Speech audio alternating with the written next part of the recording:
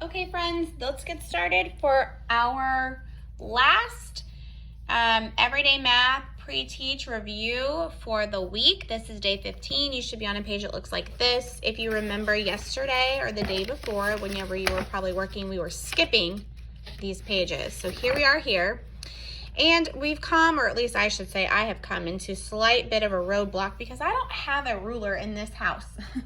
I need to run and get one to make sure that I have here. But if you have a ruler at home, I would really love to have you actually solve these problems for me. It's asking you to measure the line segment to the nearest ½ inch and write the unit. So what that means is you would measure starting at the 0 on your ruler all the way out here. Now we know that it's going to be probably in between numbers, halfway in between a number. So for example, this could be 4 and it might be closer to 4 or 4.5, or it might be closer to 4.5 or 5. So it's kind of asking you to go to the nearest halfway mark. So if you have a ruler at home, go ahead and solve that for me and post it for me on Seesaw so your friends can see. We are going to jump down to the bottom though, and we are going to take a look at this one. This is the only problem that we have today, so we should be able to get through this pretty quickly. And again, we're looking at some data, and it says use the data in the tally chart to make a line plot. Use X's to show the data on the line plot. And we can see that it says the length of butterflies to the nearest ½ inch. So you'll notice when it's to the ½ inch, you have a ½ inch fraction or inch mark in your data. And then it tells us how many numbers of each of those lengths of butterflies. So for 1.5, we had 3 butterflies that were 1.5 in length. So we would do 3 X's. Easy peasy. For 2 inches, for the number 2, we had 1.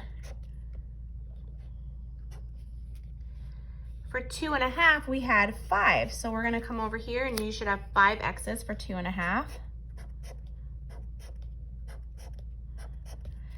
For 3 inches, we had 2 tally marks. So we're gonna come over to the 3 and we're gonna plot that information. For 3.5, it looks like we had 4. So we're gonna come over here and plot 4 X's. And for 4 inches in length, we have just 1.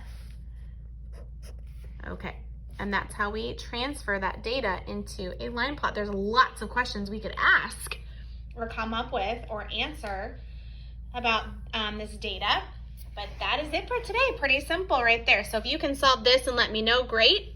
If not, hop down to here. Make sure that your work matches with mine.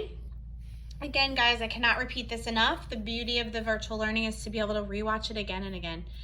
So go ahead and do that if you need it. If not, enjoy the weekend, and I will see you back here for our very last week of Summer of e-learning, and then we have school starting. All right, I'm so proud of you. Bye-bye.